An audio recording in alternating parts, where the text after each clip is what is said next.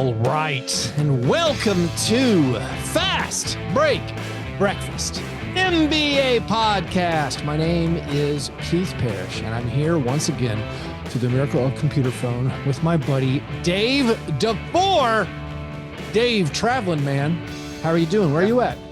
I'm good. I'm in Boise, working my way up to Great Falls, Montana, because I'm coaching in the Montana Elite Invitational. I'm gonna go up there. What sport is that? Basketball. Okay. I mean, yeah, I know. I understand. Could be ultimate frisbee. It could be anything. Golf. Could be anything. Yeah. It's the Montana Elite Basketball Invitational. So I'm going up there to coach some elite high schoolers and using it as an excuse to see friends. So, you know. There you go. Who is the best player from Montana ever? Do we know?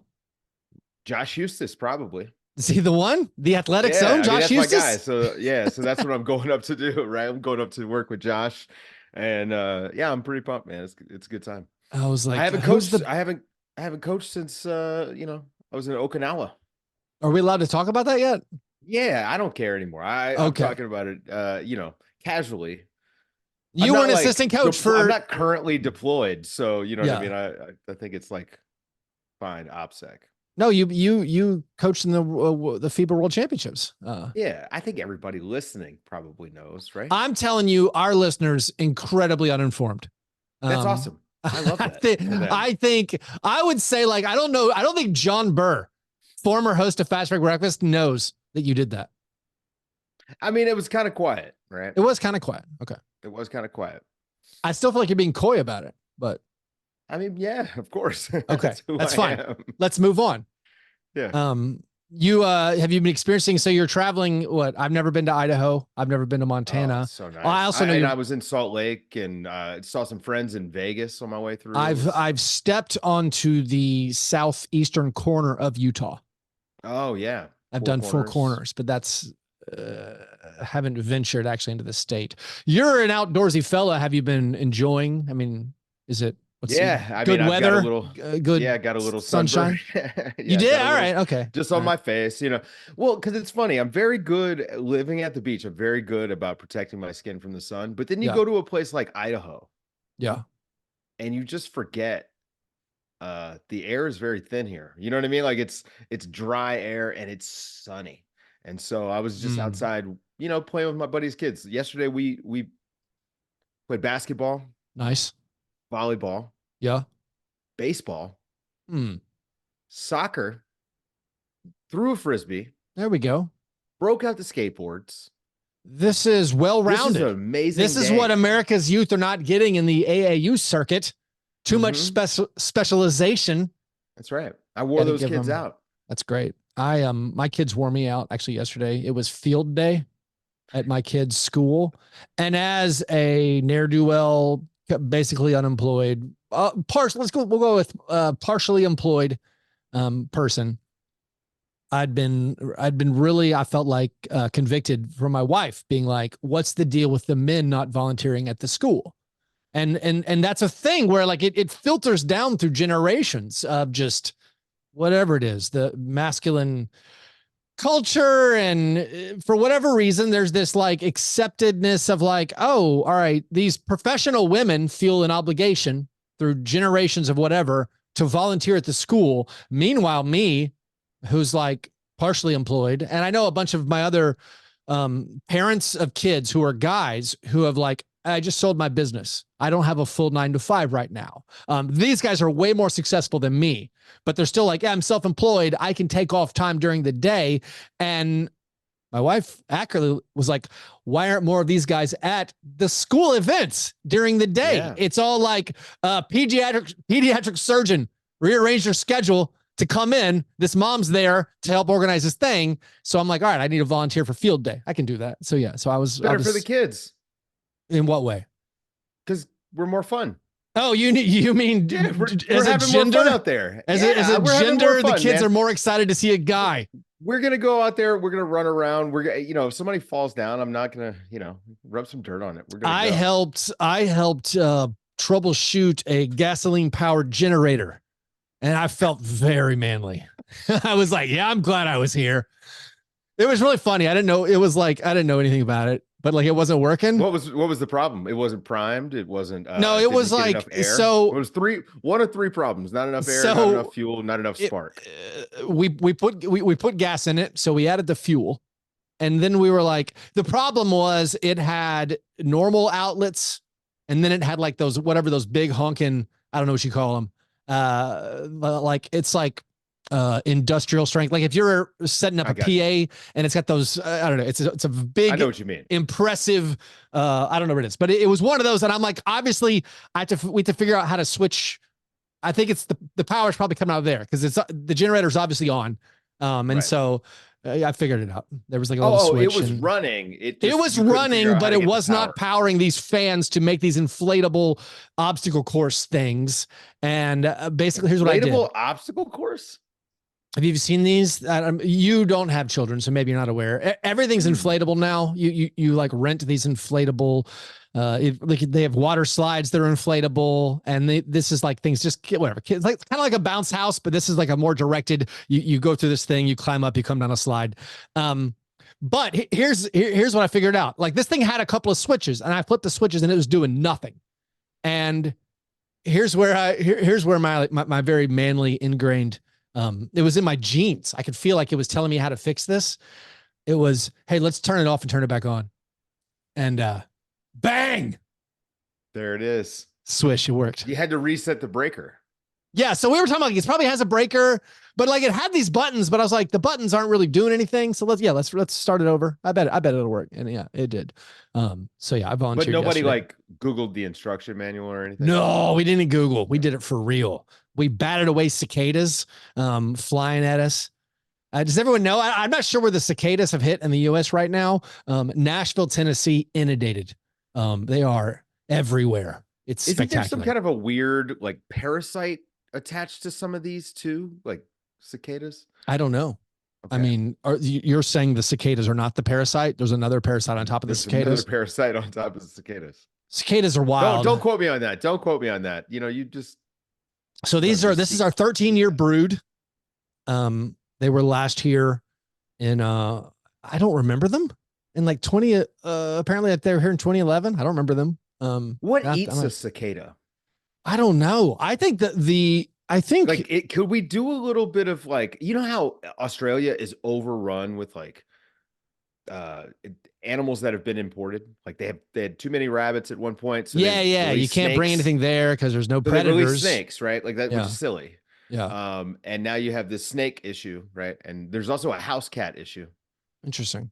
They have like wild cats. Well, I remember a hunting magazine there where people like hunt the cats and they hang like they're holding them on the front cover of the magazine. Yeah, you need population control. You gotta nip that in the bud. No, I remember being in Australia and going through a national park, and like it was weirdly quiet because in Tennessee, you go in a park, there's just like squirrels everywhere. Everything. And like those aren't there. They're not in Australia. It's just quiet everywhere. So it's very strange. No, I don't know what hunts the cicadas. Figure out what eats a cicada, right? Well, I mean, like if they only show up every 13 to 17 years, how evolutionarily is some animal supposed to figure out, you know what, I hunt cicadas every 13 years? What if there's something that just really likes a cicada? Like the cicada is the truffle. Oh, yeah. I bet they're incredible. Taste really good. They might taste good. Yeah. But also these things are like, what if this is a delicacy that we've been leaving on the ground and it only comes around? Think about how rare it is. Now, it would get ruined because they would be working on it in a lab. So I think we know it doesn't taste good.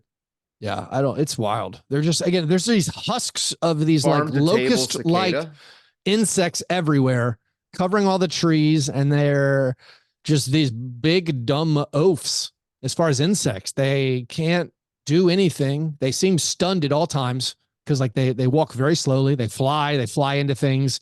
Well, they didn't expect to be there.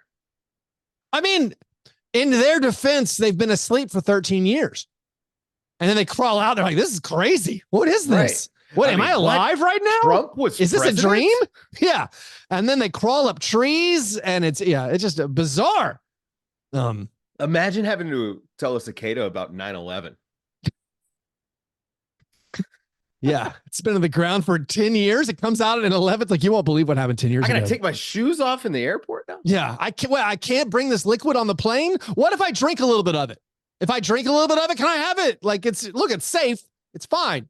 Well, I mean, that doesn't work because, like, oh, it's going to make you sick, but you're just going to blow up the plane anyway, right? So that's true. They don't care, right? They've thought through this. The cicada, you got to take your shoes off. Yeah. Or hey, you know what? The entire time they've been in the ground, they went through the, hey, get your laptop out of your bag, to now, no. Do not take your laptop out of the bag. They missed it totally. They missed it totally. Dave, let's talk about the NBA, I guess. Before we do it, though, let's talk about our breakfasts. Did you eat breakfast? You're traveling. What's your travel breakfast? Do you carry your homemade steel cut oats with you? What do you do? Actually, you know what's funny is I have a shopping bag, and all these shopping bags sitting over here. That when I showed up, I had a bag full of Cosmic Crisp apples, the best apple on the planet. Okay, nice. I had one of the big containers of blueberries. Will Australia allow you to bring in a Cosmic Crisp apple? Oh, I don't think you can take any of that stuff. Yeah, no fresh produce, nothing. It's like California. I've had apples that I've purchased in California. And left with and had to throw out when I was going back. Interesting. No outside. Yeah, no outside anything. You don't want any parasites. So do they make you declare anything when you fly into California? Do they give you a form? No. I've heard they tax you when you arrive. Bad. Is that right? That is true. That is actually true. Yeah. But yeah, and I brought, like, my cereal protein and stuff. But no, yesterday, when I visit my friends and they have kids, I like to just come and cook and hang out. Right. Yeah. So I did some grilling. I made some smash burgers. My buddy has a griddle.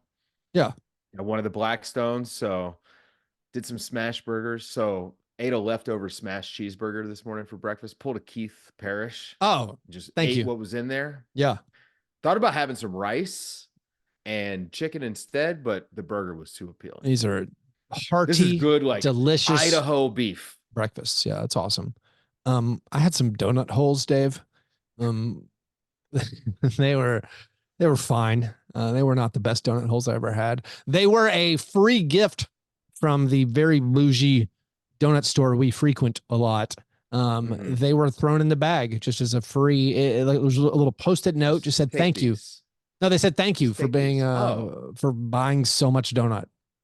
Because we get a frequent donut customer is an experience, because they definitely know you. Eventually they know you. So yeah, we're most Saturdays and Sundays. Maybe the problem was they're left over. So this is 2-day-old donut holes. Actually, I had them on Sunday too. Not the best. No. We've really been struggling. I was really. Do you heat them up, or do you warm them up? No, like maybe I could put a little slice of cheese on it and heat it up, make it some more of a delicacy. No, I have spoken a lot on the show about like being concerned about the amount of money we spend at the donut store, and wanting to cut back. But what's your donut budget like? Oh, I feel embarrassed to say out loud. $20 a week. Yeah, well, we're feeding 4 here, Dave. I got 2 kids, so we're $20 is so many donuts. We're spending between $30 and $40 a week on donuts. So, but here's now the California people moving to Nashville are ruining the donut prices, aren't they? Well, so they've ruined the donut prices at the cheap places, and I get criticized for, like, it used to be in my mind, I'm like, why am I spending $3 on a donut if I can get a $1 donut? But here's the thing, right? The cheap donut places have basically gone to $2 a donut, and now it's like, okay, there's a $3 a donut spot that's way closer than the $2 a donut Krispy Kreme, or even like there's this local place, Donut Den, is pretty good. Like, yeah. I'm not picking between a mom and pop cheap donut or a very expensive hipster donut.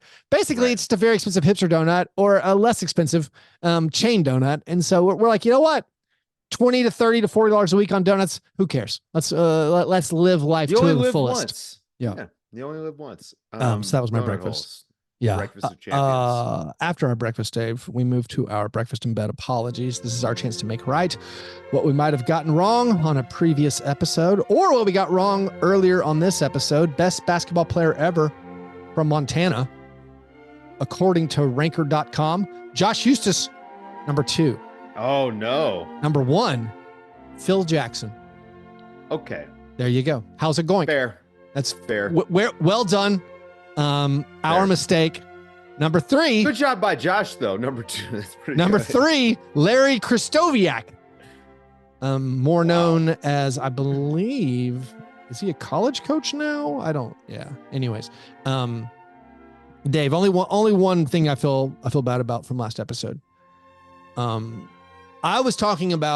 were talking about my memory of a time the Spurs were ahead in a playoff series, 2-0.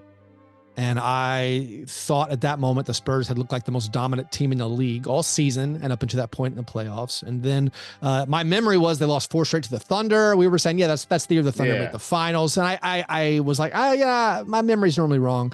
I'd like to apologize to myself for doubting myself. Our memories were perfect, pristine, absolutely accurate. The Spurs, in fact, were the 1 seed in the West that season. Not only were they up 2-0 on the Thunder, they were 10-0 in the playoffs. They had won their first 10 playoff games, looked like they were cruising to maybe one of those most dominant seasons ever. Then something flipped. They lost 4 straight to the Thunder. We were absolutely right in our recollection of that. That also was the year the Grizzlies lost at home in a Game 7, something that happened a lot in the past week. The Grizzlies in that year lost to a Chris Paul, Lob City Clippers team. And then the Clippers got their brains beaten out by the Spurs 4-0 in the next round. That could have been my team getting thoroughly embarrassed by the Spurs. So I am sorry that I doubted myself. I feel like there's something to be gleaned there. Self-belief is important. Very important. Another secret to my success. Yeah, you're full of it. You've got the self-belief. I am definitely full of it. I also had belief in the Denver Nuggets, and that belief was wrong. Let's talk about that right after this short break. All right, Dave, on Sunday, 2 home teams lost Game 7s. That's the first time that's happened on the same day in NBA history. I was not shocked that the Timberwolves won. Before the series started, I was kind of leaning Timberwolves, but the way it happened, the way the whole series played out, it was shocking. And I still feel somewhat stunned that the Timberwolves, that are more of like an evenly balanced team, like, yes, Anthony Edwards is great. Anthony Edwards struggled mightily in Game 7, but this is a team with just multiple really good players. And those really good players have flaws, like Gobert and Cat. And then they have like Mike Conley, who's pretty good, but has struggled in some postseason moments. And then like Jaden McDaniels, sometimes does not a whole lot on offense and sometimes erupts. And this team was enough to take down who I think is the best player in Jokic. What were your thoughts just about this series and specifically that Game 7? I mean, I think I gave Minnesota a very good chance to win. Yeah. I thought that they matched up extremely well, clearly built to beat Jokic, clearly just built with that in mind. And they happen to have Anthony Edwards. You know what I mean? Like that's sort of how this team works. I thought that the Nuggets, this was a super tight series, number one. And if Murray's healthy, who knows what it looks like? And it was pretty obvious to me he wasn't healthy for the majority of it. That being said, when he did look good, they still had him in handcuffs, right? Like when he looked his healthiest in Game 7, when he was fresh early, he just didn't have enough to get by those guys. The ball pressure that they're able to put on guards is intimidating. And to just take everyone but Jokic out in the way that they did, because we say this all the time, make Jokic a scorer, take everybody else away. And we hadn't seen it work.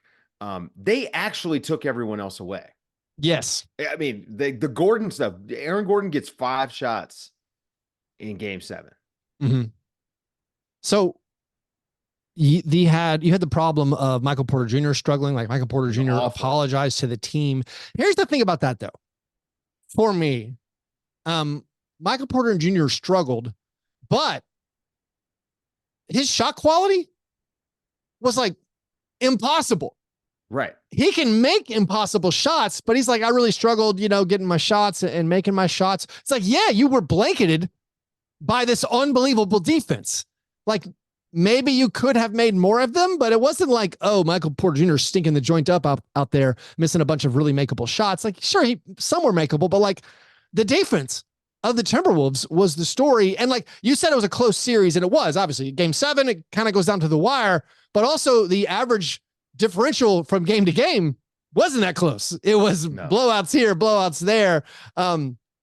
Also, when we talk about like they turn Jokic into a scorer, the biggest thing, my biggest takeaway from this game 7 was just that the Timberwolves outlasted the Nuggets and wore them down. And Jokic, who we've complimented so many times about his fitness, and we've made jokes about like, imagine if Embiid or Anthony Davis had Jokic's conditioning. Well, it ran out.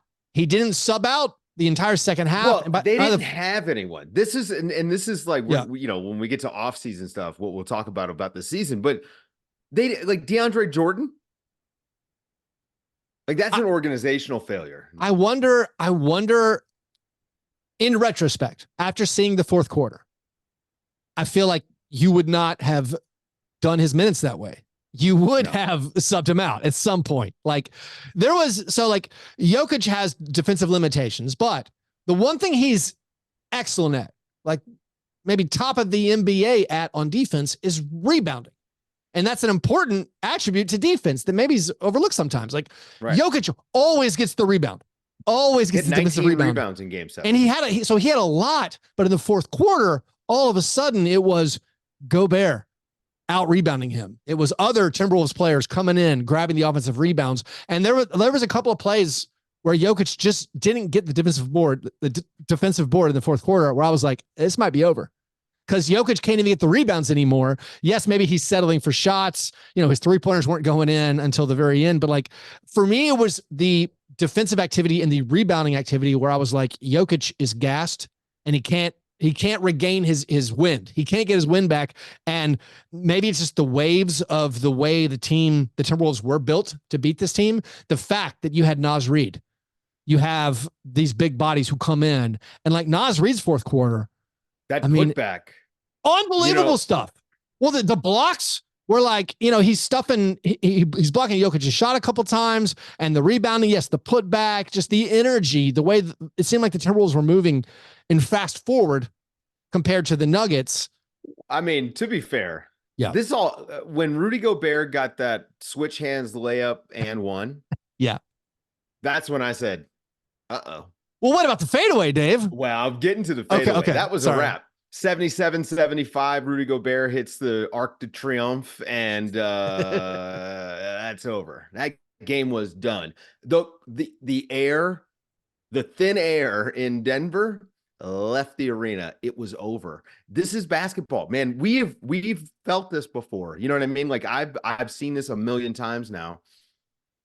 The Wolves had every garbage look go in. All of them down the stretch. They just had more juice. Like they had a little bit more touch on every shot. And it was honestly, I would call it devastating to watch, because you just watched the best team that we've seen, I think, over the course of the last 18 months. I think that's pretty fair. In the Nuggets, just completely blow a 20-point lead and then lose by 10. Yeah. In a game 7 at home. So and Jokic is the best player, the best crunch time player in maybe modern NBA history, right? Yeah, I'm fine with saying that. I don't think it's a overreach at all. So we didn't mention it explicitly yet. Of course, the Nuggets blew a 20-point second half lead in a game 7 at home. They lost 3 home games in this series. They also lost by 45 in a series clinching game. All those things pretty embarrassing. The Gobert fadeaway, for me, I think the play that happened right after it was equally as devastating and also illustrated to me, like, I think the Nuggets are in serious trouble here. You have Gobert making the fadeaway. Then on the other end, Aaron Gordon has a very tough dunk attempt inside. The twin towers, the triple towers of the Timberwolves swarm him. He can't score. Then the Timberwolves get the rebound, and Aaron Gordon, in a frustration, does a take foul. It's not called a take foul, but like he commits his 5th foul, and I can't remember how much time is left, but there's a lot of time left. But they're in the bonus. Aaron Gordon was so tired, he's just like, I'm going to take my 5th foul right now. And of course, yes, Dave, the Timberwolves were in the bonus. And just sending Jaden McDaniels to the line in this, it was a rock fight. I mean, in the first half, the Timberwolves went 5 minutes without scoring. In the third quarter, of course, the Nuggets only scored 14 points. But like in this crucial fourth quarter, the Nuggets, one, were tired. Aaron Gordon commits that foul because he's tired, and he's just conceding points. He's resting. He's putting the Timberwolves back on the foul line. The Timberwolves get 15 free throws in the fourth quarter. Like that's a huge part of it. Yes, some shots went in. Mike Conley hit a big clutch shot. We can talk about Mike Conley. Like Mike Conley, so like I was scared of him having another terrible game 7. So was I. In the first half, he's 1 out of 7 from the field. In going into the second half, Timberwolves are down 15 at halftime. Mike Conley is winless in his career in game 7s. If you include that first half 1 for 7, Mike Conley's 20 for 66 on field goal attempts in his career in game 7s. But like he makes big plays down the stretch. He hits a wide open corner 3 at the shot clock buzzer that helps. I think it cuts the lead to maybe to 3. The Timberwolves deficit is cut to 3. Then he hits a incredible shot clock expiring 3-pointer on Jamal Murray, where like Mike Conley, who shoots most of his paint shots with his right hand and shoots his jumpers with his left hand, because he's right-handed but shoots lefty on the perimeter, it's like he threw Jamal Murray because it seemed like a right-handed guy was going to go up, and then he's like, nope, I'm actually left-handed. It was like the Princess Bride thing, you know, and so he hits that big shot. He gets a steal again on an exhausted Jamal Murray. He gets a steal that leads to that corner 3 from Anthony Edwards that puts the Timberwolves up 10. All of it, just like you had so many heroes for the Timberwolves. Meanwhile, you had Jokic and Murray, who ran out of gas, wasn't enough. They scored 69 out of 90 points. Yeah, that's wild. I mean, the Nuggets, held to 37 points in the second half. I mean, of that, it's not that the Timberwolves won that is shocking. The manner in which it went down was kind of shocking. Yep. Pre-playoffs predictions about like, hey, if it gets to be a tight, close game, no other team you trust more than the Nuggets, and that's the biggest question mark for the Timberwolves. I picked the Wolves to win the series, but I picked the Nuggets to win game 7.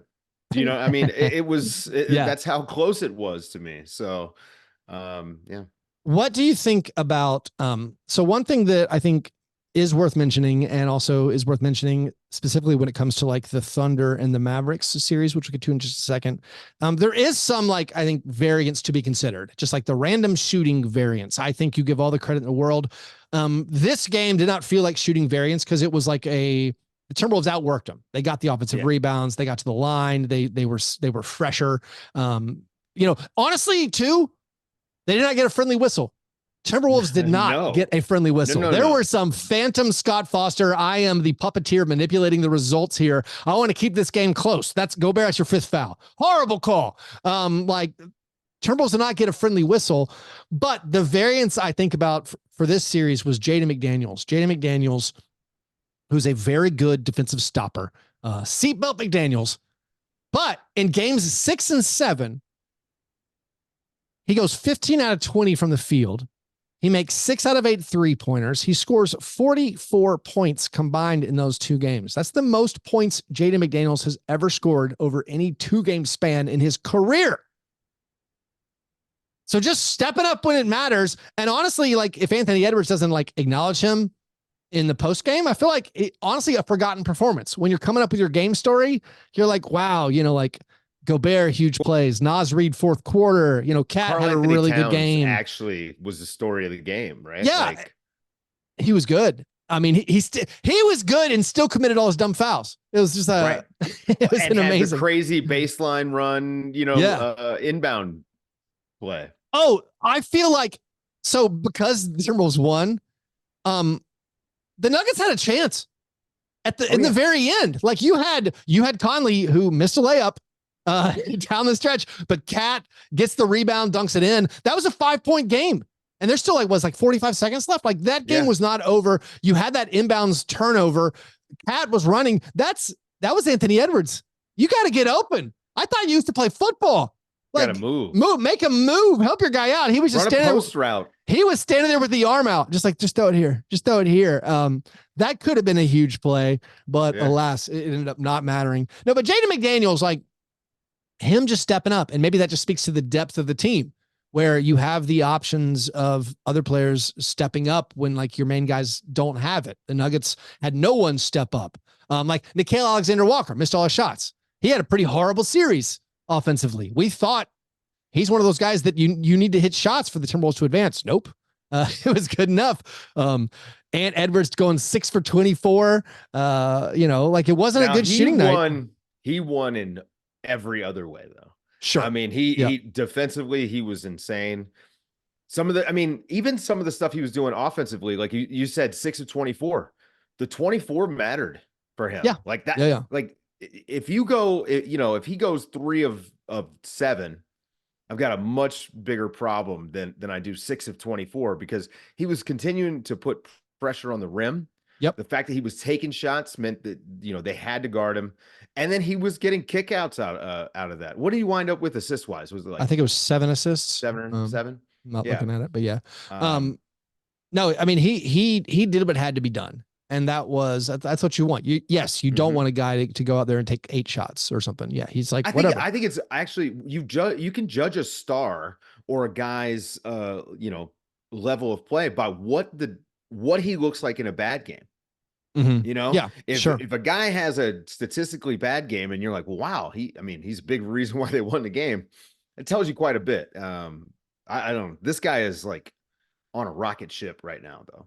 Yeah. The team Timberwolves, they shot 39% for the game and pull out the improbable. Look at this victory. Look at the scores for the Nuggets. Yeah. In some of these games. Yeah. It's I think 3 of their 4 lowest scoring games of the year were in this series. So, Timberwolves defense is incredible. Also, so like, I think when we talk about the entire playoffs, the teams that are left, I don't know if we draw conclusions from this, but I think an overarching theme that I enjoy is the teams who are left went for it. They traded assets, unused picks for players they knew that were good. The Timberwolves got beat by the Grizzlies in the playoffs 2 years ago and were like, screw it. Let's go for it.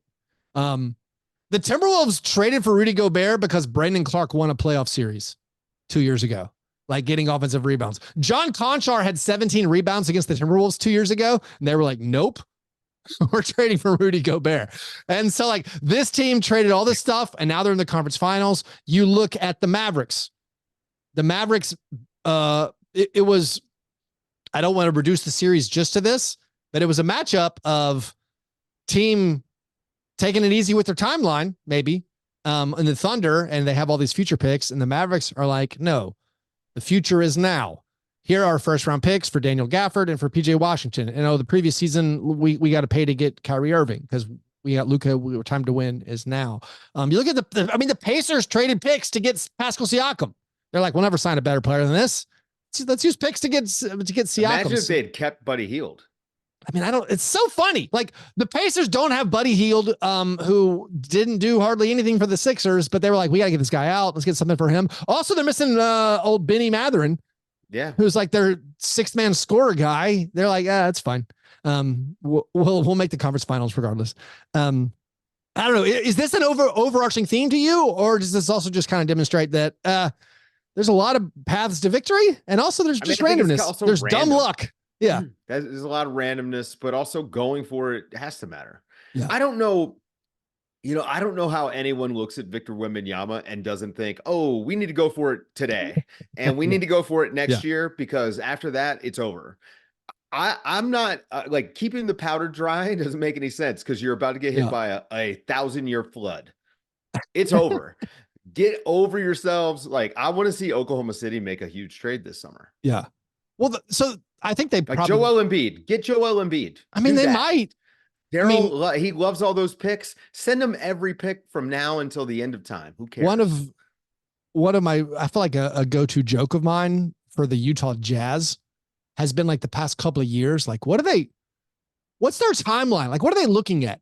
Because like 2 years ago, it's like, is your future brighter than like the Thunder or the Grizzlies? You have fewer picks than all these teams. And now it's like, oh, Wembanyama's here. It's like, are you trying to outlast Jokic? Like, Jokic is young, relatively.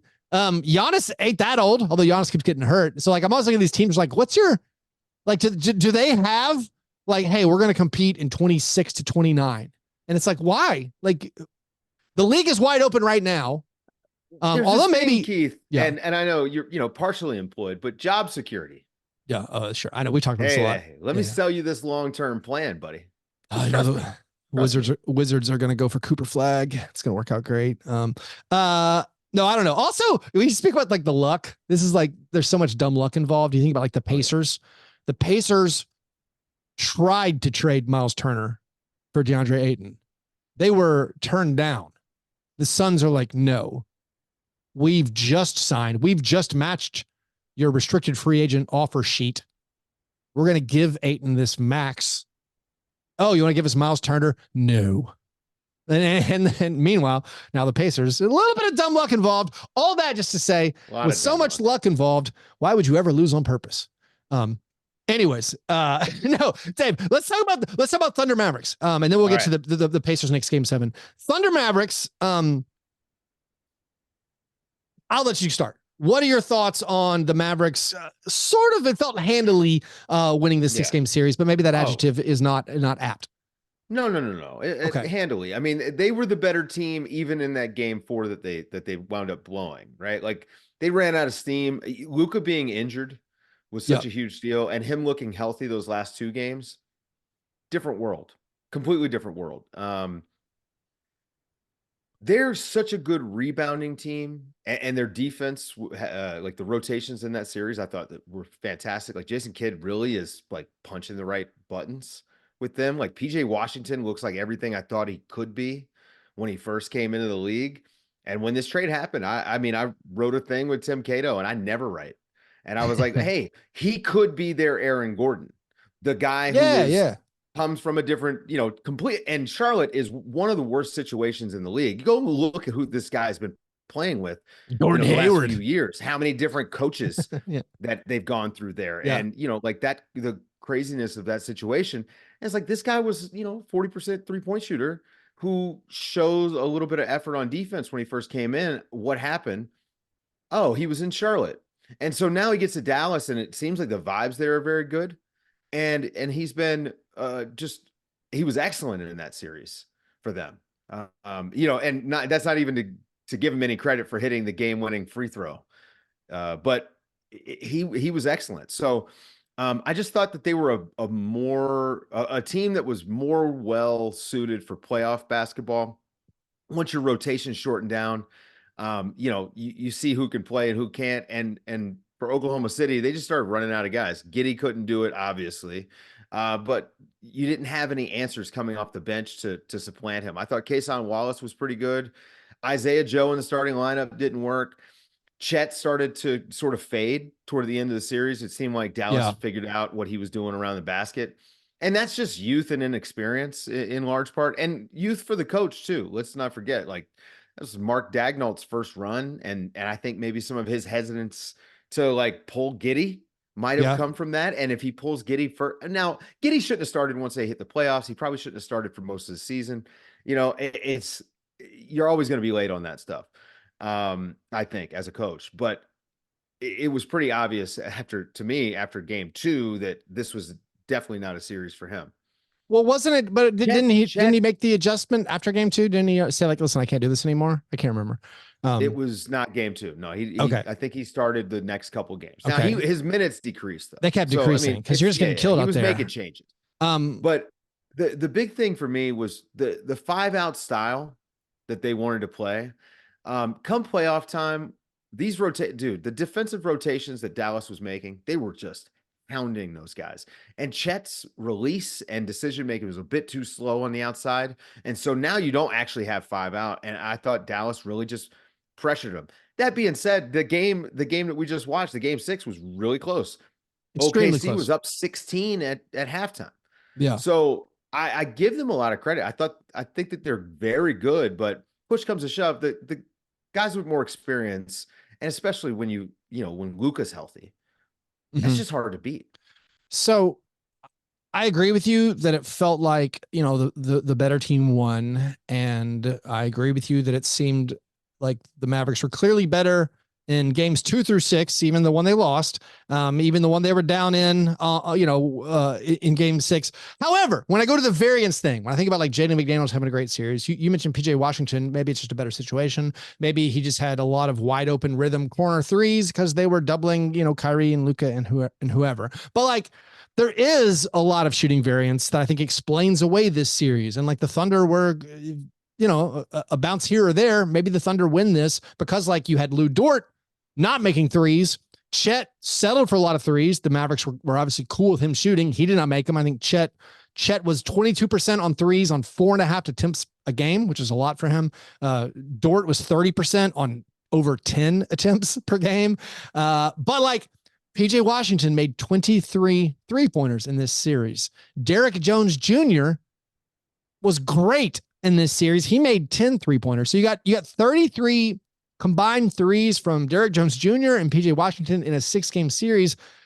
That is why the Mavericks look better. I think, like when those guys, the 4th and 5th options, when they're nailing the 3-pointers. Talk about the offensive rebounding? Or when Derek Lively is grabbing every rebound, but still, Lively being the best big in the series, I think, is the biggest. Like that's one of the bigger takeaways. Well, what if you swap their places? I mean, Lively and Holmgren. Maybe. I think Holmgren would have annihilated playing alongside. I don't even mean that as an insult. Like Shea was amazing. No. Shea was incredible. Shea he elevated his shooting numbers in this series. But like the PJ Washington, 23 3-pointers over 6 games. That's the most 3-pointers he's ever made over any 6-game stretch of his entire career. Wow.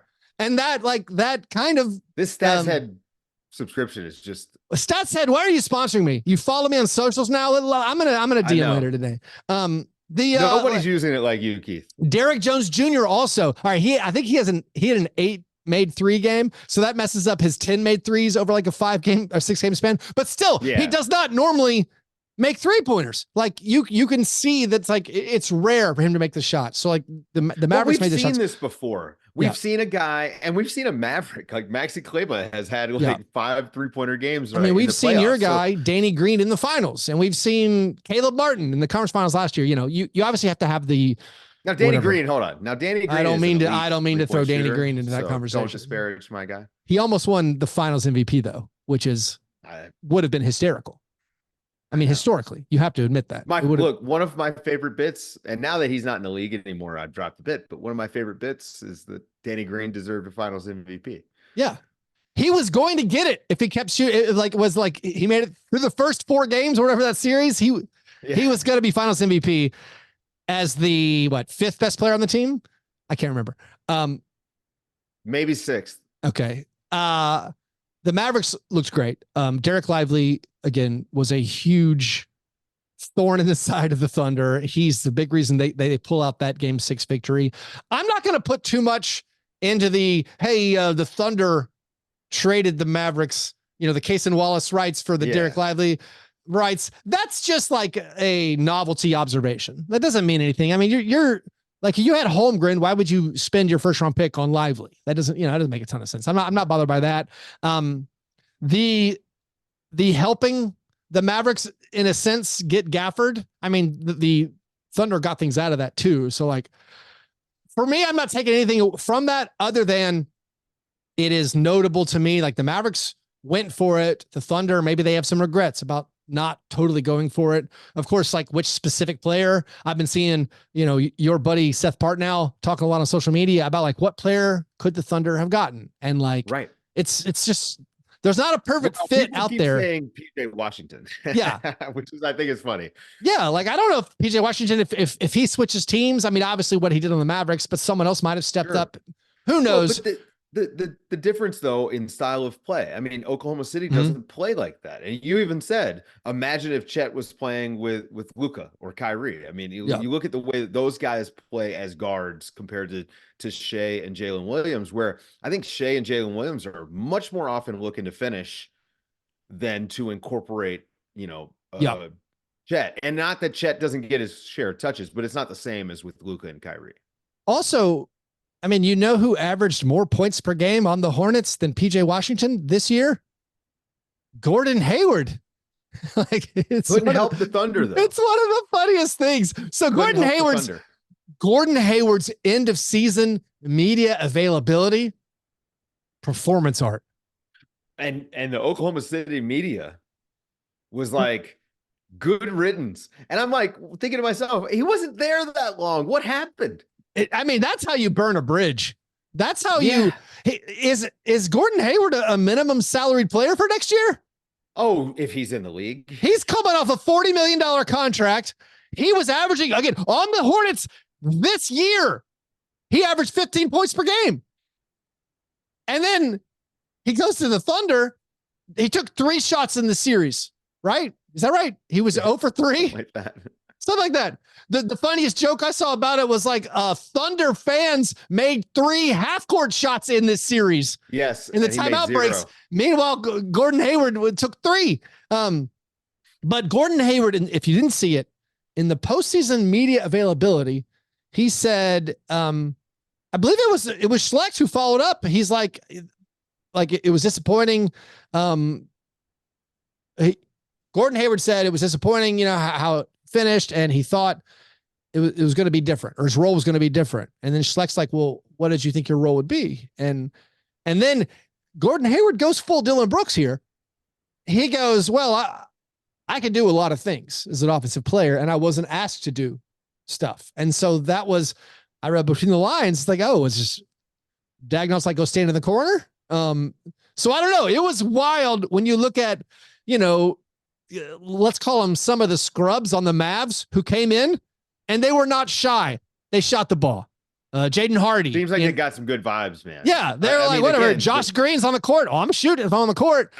I'm doing this as much as I can because I think I made enough fun of Jason Kidd when they hired him and for various other things. Yeah. Jason Kidd is coaching his tail off right now. Yeah. Here's one thing I love about Jason Kidd.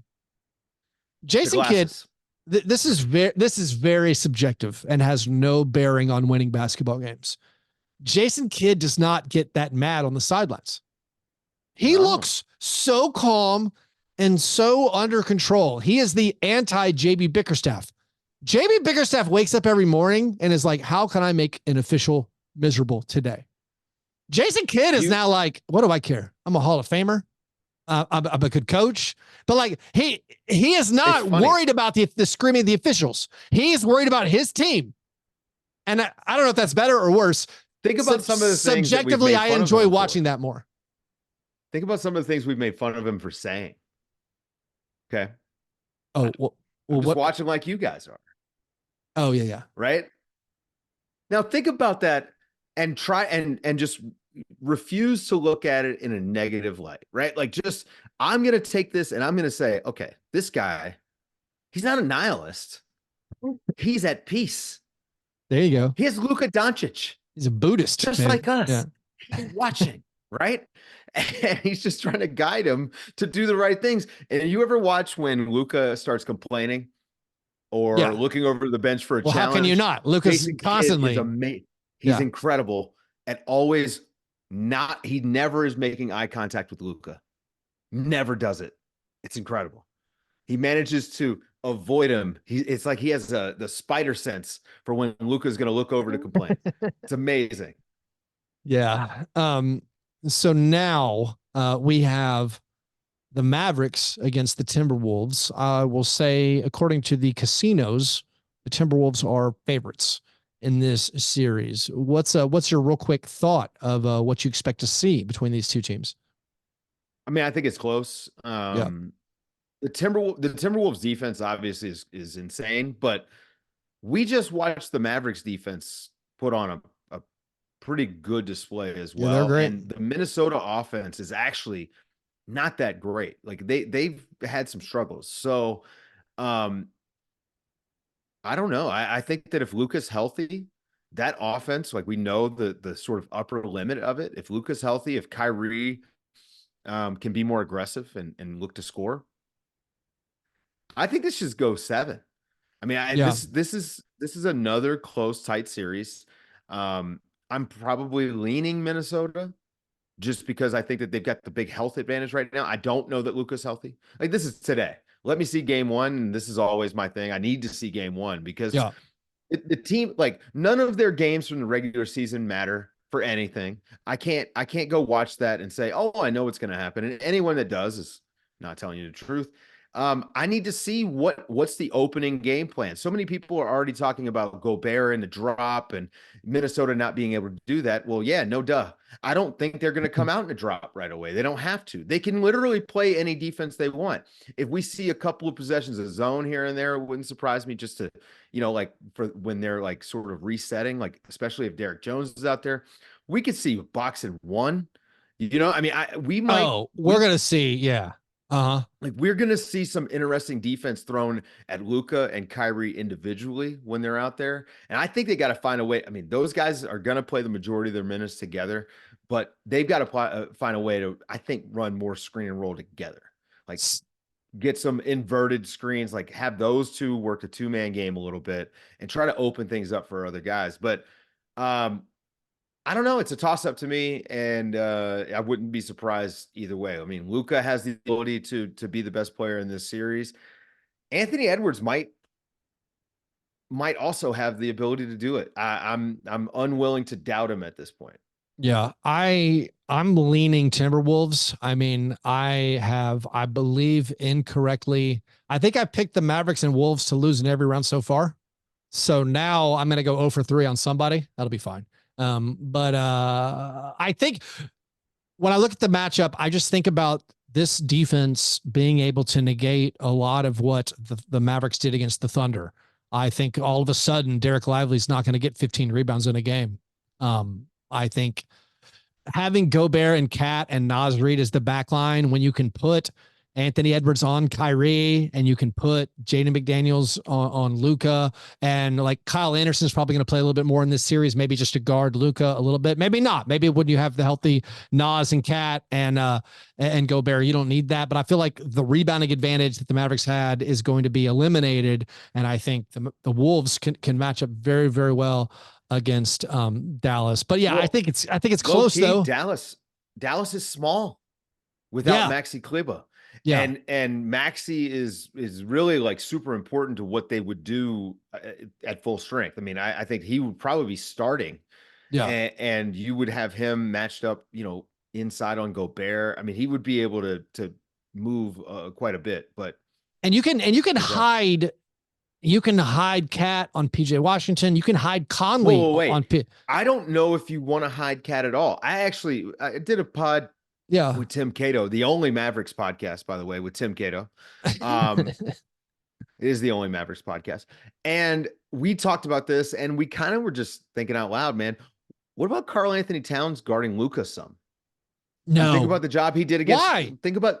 Listen, you think about the job he did against Jokic, right? What that allows you to do is it frees up Gobert. Gobert's already free. That backline help. Hang on. Okay. All right. I'll hang on. But you have someone with some size that can bother Luka. The problem is Luka is going to foul him out, right? Yeah. And so we just started thinking out loud, and it's like, okay, well, if you don't have a big body to stick on Luka, because I don't know that you want to try Jaden McDaniels because you're going to need him trapping the ball a lot to come up as the trapper. So you're not going to be able to start with him there. We might see them switch a lot to start the Wolves. And I think they're going to see if Gobert can hang on the perimeter when they get the switch. But I'm not worried about Cat, and I'm not worried about Gobert, and obviously we're not worried about the other guys. What happens to Mike Conley? He's just too small. But he can. That's what I'm saying. He can be on PJ Washington, and it's not going to hurt you, I don't think. Until they run up and they run that pick and roll. I mean, and also he can get onto Kyrie. It's not. I don't know. Yeah. then they run that I pick think and Mike will roll. be fine. I think this comes down to, here's very basic analysis. I think this comes down to Luka's 3-point percentage. That's basically it. I think Luka's going to shoot a lot of step back threes. And if they go in, Mavericks move on. If not, we could see the Timberwolves in the NBA finals. This will be your favorite. This will be your favorite series just because you can look at the 3-point percentage. Wow. Yeah. Let's take a break, and then we got to talk about the Eastern Conference. We got to give some props to the Indiana Pacers right after this.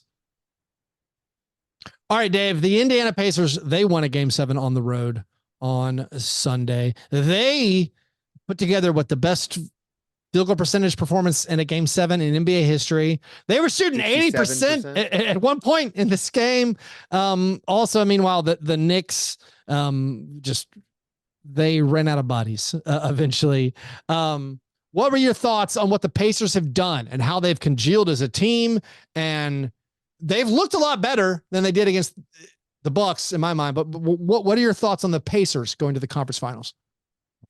I'm not a huge fan of it because I like defense. And I honestly, I just kind of fell in love with this Knicks team over the course of the season because they're so scrappy and it's a bunch of guys that you can't talk about the Knicks when I pitch you to the Pacers. I know, this poor small market fans. Well, hey, listen, if the Pacers played like the Knicks, then I would like them a lot more. Now, the truth is that offense is insane. It is insane. But I don't enjoy watching it. It's not fun to watch for me, but it is insane. The defense is also insanely bad. So, that's my takeaway for the Pacers. The Knicks, and I hate to do this to them because the Pacers did win the series. The last 2 games of the series, they marched to the basket. Like they just marched to the paint. It was just layup lines. It felt like the Knicks put no fear into them whatsoever. And so you start going down the list of guys that the Knicks are missing, and OG Anunoby is out there in game 7 running around like he's got a dirty diaper. It was not fun to watch. I can't believe I was allowed to bet OG Anunoby unders for that game. I did. I went the full Jonte Porter. Jonte Porter was all over it, right? His over under numbers were all like kind of normal. They were lower than normal, but I was like under. It was everything under 1.5 made threes, under 10.5 points, under 4 assists. I'm like, this guy's not. I mean, 1, this guy's not healthy. 2, this guy never plays through injury. So I couldn't believe that was allowed. Anyways, but yeah, anyway, back to the Pacers. So the Pacers, I mean, it's kind of crazy. I mean, Obi Toppin had a big series. He's been great. That's a revenge series. I mean, TJ McConnell, best player on the planet. Possibly. Halliburton in this series was outstanding. The Halliburton pendulum is swinging back up, and I don't know how much of it is all related to one hamstring injury from forever ago, but he in the final 6 games against the Knicks, he shot over 50% in each of those games. He averaged 24 points per game in those games, hitting 40% of his 3-pointers. In the first 7 games of the playoffs, Halliburton was at 15 points per game, shooting 30% from 3. So if Halliburton is returning to that first month or 2 of the season form, maybe that offense, like you say, you don't enjoy watching it. If you removed the defense from it, Dave, I would find it very enjoyable. They were ripping the Knicks to shreds on 2-pointers. Just getting, and some were, yes, kind of hard shots. And it was kind of like, wow, this team's on fire. But the way that this team was specifically built for fast breaks, for transition points, and the fact that it worked, I'm still stunned it worked in the playoffs. Maybe it was just that they have this final destination, evil, whatever you call it, power destroying the other team's roster. No Giannis. Dame Lillard missed a couple games. OG Anunoby got hurt. He was out. Of course, no Mitchell Robinson because, the evil killer force there was Joel Embiid, who made a dirty play and injured Mitchell Robinson. No Julius Randle. Does that help or hurt? Who knows? No Bojan Bogdanovic. Josh Hurt, definitely compromised.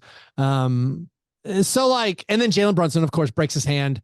But they were already down huge at that point. That was the exclamation point on it really was a cursed playoff run. It was a cursed playoff run. So like the Hey, I don't want Pacers. to do the thing where we're talking Pacers and we just talk Knicks I because, know. and Yeah. I know I already did it, Yeah. but it is true because that was the story of the series. I mean, and the Pacers, you give them credit because that's what you do, right? Like you have to beat the guys in front of you.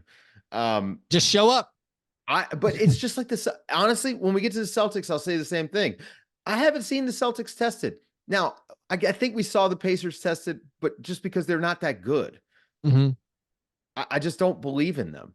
I don't like they are a 6 seed, and I think that that's about what they are. And they should have been a first round out, and they've. I'm not going to say luck has anything to do with it because this happens to every team that makes a run every single year has some injury luck. So it's not even worth really bringing it up. But this year it does feel a bit egregious for the Pacers. Yeah, and so and there's also a lot of talk about Tibbs and his culpability and the Knicks injury concerns. I mean, maybe he ground them into dust, perhaps, but you also see this league wide. There's just a lot of injuries, and that's another reason why there's so much luck involved in NBA success, and you just show up. You make the playoffs because you never know who's going to play. You never know who's going to twist an ankle. And if you're the Pacers, man, you just run the other team off the court. Pull a hamstring. And that was their plan, to run teams off the court. And now they have a chance. Like, the Celtics. They're going to test my theory on defense in the playoffs and how if you don't play defense, like how can you win without playing defense? So the Celtics are 8-2 in the playoffs. They're not getting much credit for beating, the teams they've beaten. They are going to be, I think, tested by this Pacers offense. Actually, and there is one thing that the Pacers defense does do well, and they did extremely well against the Knicks, and the Celtics are going to hate it so much. Full court ball pressure. Yeah. TJ McConnell is going to eat Jaylen Brown's lunch at some point in this series. We're going to see it happen. Yeah. The left hand is going to be an issue. And this is, again, the Pacers, with their ability to score, they can score with the Celtics. And I also wonder if they have the ability to wear down the Celtics a little bit, because the Celtics do not play as many guys, like they rely so heavily. Al Horford's old. Yeah. Al Horford getting up and down the court, and like, are they really going to turn it over to Luke Cornett and Sam Hauser for stretches? And it's like, I don't know. The Celtics. Let's hit the Cavs. So the Celtics eliminate the Cavs. The Cavs sounds like there's going to be a lot of changes there. The beat writers are saying Jared Allen probably moving on. There's some talk of Darius Garland or Donovan Mitchell. Maybe JB Bickerstaff doesn't come back. It feels like, I think there's a blessing to the Knicks not losing, but like this season for the Knicks, it's basically all positive because like you now know what your roster is. They're well set up. You keep OG, you keep Hartenstein, you trade for one more piece. You're probably trying to see if you can move on from Julius Randle. Same with the Cavs. It gave you a lot of clarity. I think you're like, all right, we did it. We did this version of the team. Now, hopefully we know what we need. I mean, I think Cavs fans are a little nervous about maybe Kobe Altman being the guy to call the shots there, but like, they're going to split it up. They're going to keep Evan Mobley. Hopefully you can get some good stuff. What do you think the Cavaliers need to do? Or like, what do you think is their maybe offseason plan? Like, what kind of player should they be hoping to get for Jared Allen? And then, I mean, I think you obviously hope you keep Mitchell over Garland, but maybe I'm wrong there. I don't see how they're going to keep Mitchell over Garland. I mean, Mitchell didn't want to be there, right? From all the reporting, at least. And it doesn't seem like Garland. Do you think Garland has a huge market right now? No, he was bad. Right. I do think I think like the Pelicans would overpay, because the Pelicans are in the position to overpay. Like, what if, I mean, maybe the Jazz would also, the team I keep coming back to for Garland, if they're going to move on, and Mo brought this up on Nerder once, San Antonio, he'd be great, like playing with Victor Wembanyama, but I don't know that Cleveland's going to be able to keep Donovan Mitchell. Like this feels like a summer where a bunch of stars are going to be swapped around again. The Mitchell stuff, like the stuff that's coming out of his camp since they've been eliminated, has not been great. But a Jared Allen trade, I think, look, the things you got from this series is when it was just Garland and Mobley, they look great. Mobley is your 5 next year. He's your starting center. If you move on from Jared Allen, you need to upgrade that Isaac Okoro spot. You need somebody who can play both ways. And they got to find a way to not lose Karis LeVert somehow. Like, this is actually where that team is, I think, Karis LeVert is I've always been lower on Karis LeVert than maybe many. That's just a replaceable guy. He's a fine player. You don't want to be replacing him with. You don't want to be in a position where you're depending on Karis LeVert. Agreed. So that's they I'm not worried about find themselves doing it, but they always like a Dylan Brooks situation. They got to get Karis LeVert out of there so that they can prosper. And so I don't know the exact right players for them. I like when you think about Jared Allen in Memphis. Yeah, I do badly. Yeah. I think he'd be incredible with the Grizzlies. I think he's a perfect fit in the sense that he provides the screening and the rebounding and the lob finishing that the team, I think, really needs. They don't have a center at all. Also, his contract is actually specifically tailored to help the Grizzlies for the next 2 years. I think it's 2 years, $40 million left. I think he also is an incredible grown-up. He seems like one of the this is just, again, taking bits from press conferences and interviews I've seen him.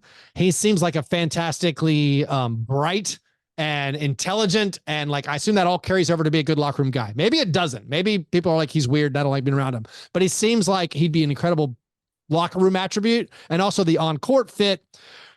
I think ideally, if you're building a player in a lab alongside John Morant, you want a shooter, a spacing guy, but like compared to nothing, it'd be incredible. I mean, Ja, Dez, Marcus, Jaren, and Jarrett Allen, that'd be maybe the best defense in the NBA. And I think that's good enough. Can you beat the Nuggets or the Timberwolves? I don't know, but like, I think it gets you in the conversation. So yeah, I'd be 100% all for it. Do you think the fit would work? Cause I think it works. Jared Allen is probably going to have a good market this summer. I mean, could you see OKC? But there's a lot of teams that don't trade for centers. I think the Grizzlies are in a good spot where they're like, we desperately need a center. And there's so many other teams that aren't going to like shell out to pay. And they have a history of doing it, right? Like, so they went out and got Steven Adams before, they've done the Valanciunas thing. So the one thing I was going to say though, thinking about the Cavs, is if they trade with the Pelicans, I think the Pelicans, again, in a position to overpay to get a point guard who upgrades them. Like everyone's pointed to that Brandon Ingram thing. I like the fit is fine for the Cavaliers getting Brandon Ingram, but like you can't pay Brandon Ingram the 8 to 10 year. Is it the 8 to 10 year max that he's going to get or whatever? Like Brandon Ingram's never made the All-Star game, and I don't think he's ever won a playoff series, and you're going to pay him like $50 million or $60 million a year. That's one of the worst contracts in the NBA when it happens. So like, I mean, I know the CBA should not forbid, like, if you've been in the league for 8 years and never made an All-Star game, you shouldn't get $60 million a year. But like that would be, I feel like, a crushing contract. So I don't know what you're supposed to do there with those salary slots. But yeah, you're probably right. A lot of change is going to happen. Dave, let's move to the award segment of the program as we wrap up this show. The International Stackhouse of Pancakes Award, given each week to the worst performance in a box score. We have a few honorable mentions over the last 7 days. Michael Porter Jr., 3 for 12. Dante DiVincenzo and Deuce McBride, they had some 4 for 14s. Anthony Edwards had a 5 for 15. Our 3 nominees over the last week. Darius Garland, maybe on the move. Darius Garland in game 5. Evan Mobley had a big game. Darius Garland did not. He was 4 for 17 from the field, 11 points, 9 assists, no rebounds, 2 steals, 2 turnovers, 2 personal fouls. Jamal Murray in game 6, where the Nuggets lost by 45. Jamal Murray, 4 for 18, 10 points, 5 assists, 2 rebounds, 1 steal, 2 turnovers, 2 personal fouls.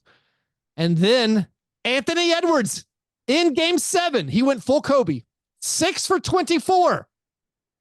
And we're just basing this on the box score. Imagine we didn't watch the game. 6 for 24 in that box score, 16 points, 8 boards, 7 assists, 2 steals, 1 turnover, 2 personal fouls. So Darius Garland, 4 for 17, 11 points, 9 assists. Jamal Murray, 4 for 18, 10 points, 5 assists. Anthony Edwards, 6 for 24, 16 points, 7 assists. What are you thinking here, Dave? Darius Garland. Darius Garland is bad. I think 24, man. That's no, not that bad. Oh, it's kind of bad. But yeah, I think Anthony Edwards is off because of the assists and the rebounds. Yeah, it's either Garland or Murray. I think so. Garland 4 for 17. Garland have 2 fouls. At least he fouled. Garland's 4 for 17. Murray's 4 for 18. They're very, very close. The no rebounds is also kind of calling out to me. I might lean Jamal, but Darius also very, very deserving. I'm fine with it. Both stunk. Can we do co-award? Yeah, let's do a co-award. Congratulations, Darius Garland and Jamal Murray. Your seasons are over, and you each get to share this week's International Stackhouse of Pancakes Award, Dave. Speaking of seasons being over, do you think the referees do a 1, 2, 3 Cancun when they don't move on? They should. Did you read the Scott Foster story? What's the Scott Foster story? No, I did not. Oh, they had a big A1 story over at the Athletic on Scott Foster. It's is it a profile more about Delco County and all the there's some Donaghy stuff. Okay. Well, how do you ignore it? No, yeah. Dave, here are the following. I will say this. Yeah. You should read it. You would like it. It's for you. I ingest referee content. No, there's 8 officials who worked the conference semifinals who are not moving on. They're eliminated. But do they do hey, well, my season's over. I don't know. No more Brett Barnaky, no more Jason Goebel. Yeah. Guys, I do 1, 2, 3 Cancun when the season's over. Yeah. I'm ready. Dude, when the Grizzlies played their last regular season game, I had a party. Listen, I'm having fun right now. The playoffs are great, but I'm very tired. Anyways, Dave, this is Stackhouse of Pancakes adjacent. I need to do a special shout out to Jewel Lloyd, the star guard for the Seattle Storm in the WNBA. Patreon supporter Damon has been sending me her box scores. Get this. Through Jewel Lloyd's first 4 games of the year, she's shooting 23%. Here are her shooting splits for the first 4 games of the year for the Storm. 3 for 19, 4 for 21, 6 for 19. They won that game. And then 5 for 17. So an incredible Jumpin' Joe Folks run for Jumpin' Jewel Lloyd. Final thing, Dave. My par fadeaway, our par fadeaway. Has the NBA achieved parity? Is this on purpose? The second apron is forcing parity upon the league, even in situations where the owners are cool with paying luxury tax. When I speak of parity now, this is at least 5 straight seasons of the previous year's title winner not making the conference finals. The subsequent season, we have we have a 5 seed in the Mavs, a 6 seed in the Pacers. The Celtics, the only top 2 seed left. Last year, we had the Lakers and the Heat in the conference finals. They were play-in teams. Has the league achieved the NFL parity that perhaps they are striving for? I mean, it feels like it. Okay. Just think about this. The NBA has been a top 5 player league, right? Forever. Is Luka the only guy who you would say unanimously that's left? People would say he's a top 5 player. I mean, Tatum, there would be a debate on Tatum. I mean, Tatum is always fringe, first team NBA. But Luka's the only guy that you would say that about, and he doesn't have any. There's no MVP winner. I do know Gobert is the only top 15 highest paid player remaining. Yeah, I mean, and think about that, right? This is there is parity, I think now. So this is actually related. So in my notes, underneath this question I had for you, my follow-up is, and this is similar to your, used to be a top 5 player. I think it's 6. It's gonna be 6 different ones over the past 6 seasons. No, my follow-up question was similar to your, it used to be a top 5 player league. My question is, can one dominant player no longer carry a squad? Is the best player wins the series basic analysis, is that dead? I think it's another check mark, but it's not the big check mark that it used to be.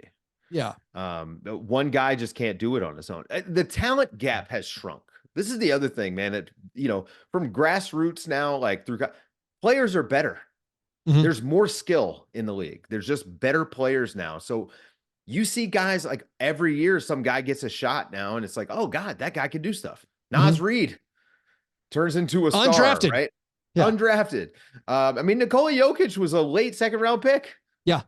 And he's a multiple time MVP, one of the greatest players ever, right? Like, I just think that we're at the point where the guys are just so good that it's the differences are now more marginal. Like, it's just, you have to get so granular. And I think that you're going to see more purpose-built teams like the Minnesota Timberwolves, where it's like, hey, the problem we're trying to solve is specific. We got to knock it out. Like every year. So next year, if the Timberwolves win the title, we're going to have the anti-Timberwolves summer. I wonder what the anti-Timberwolves team out there is, because it does seem like, again, and I've talked about it on the show, like Tim Connolly specifically constructed the Nuggets antidote. He's like, this is my old team. Yeah, yeah. And so I wonder if there's like was there a specific matchup where the Timberwolves would have really struggled? Because like the Timberwolves, they ended up, coincidentally, I mean, like, again, they were focused on it because they're like, to win a title, we got to beat the Nuggets. So they ended up facing the Nuggets and it worked out for them. Yeah, I don't know. I mean, the best player winning the series thing, I agree with you. Like, just NBA rosters are more talented than ever. Also, I think the 3-point era plays into that. There's more variance on 3-pointers. I don't like, you and me grew up on, if Michael Jordan's in this series, they're going to win, or whoever the series is. You're like, well, that team has so-and-so, that team has Barkley. They're going to win.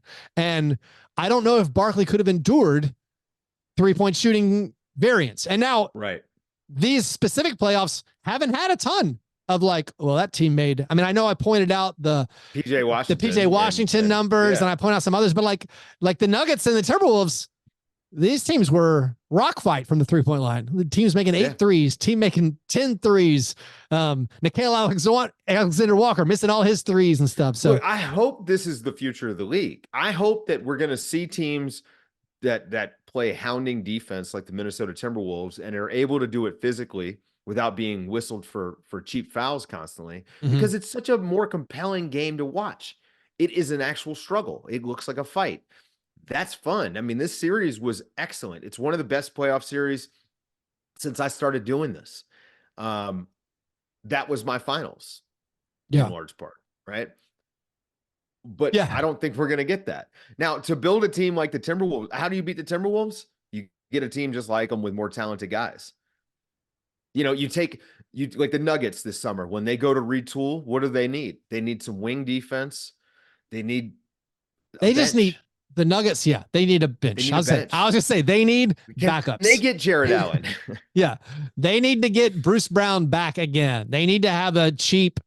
Them maybe having to split up Michael Porter Jr.'s contract into like other useful players. Like, they need to get. I was kicking around the idea in my head of Michael Porter Jr., Andrew Wiggins trade of some sort. And I was like, I don't know if this helps both teams or hurts both teams, but it's like, these are two guys that need to, I think.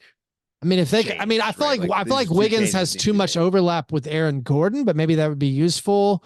But like, I mean, Michael Porter Jr., if you get Kevon Looney to be your backup center, you get Kevon Looney and you get Andrew Wiggins, and who's any dribbler available? Corey Joseph, did he get waived? I think so. They got to find just another, like, someone who can just play some minutes, Well, this is where that Bones Highland stuff is actually coming back to bite him a little bit, right? Because Bones was a guy who you could trust to go out there for 8 minutes a game and dribble. Hang on. And theoretical dribble the basketball. Bones. Theoretical Bones. Sure. They had some big issues with Bones, but like, it just seems like a little bit of impatience there. But personality stuff clearly drove that change. But it was tough for them because Bones was supposed to be that guy who was going to become the backup.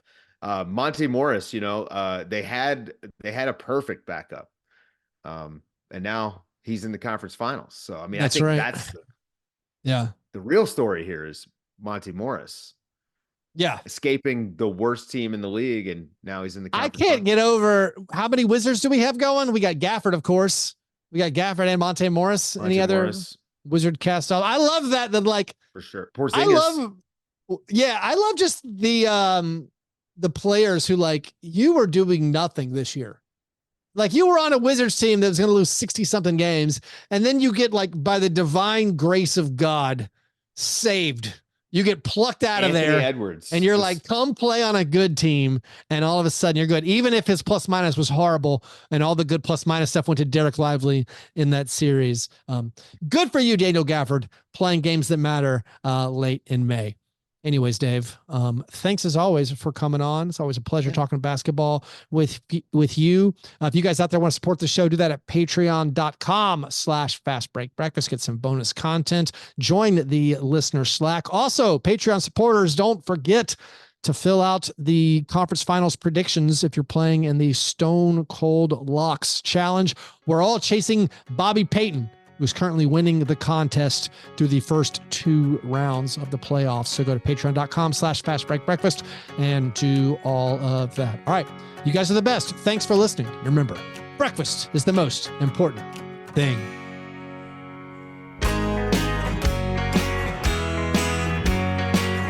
Yeah, never apologize for being G&G. Fastbreak break, man. You understand? I will remember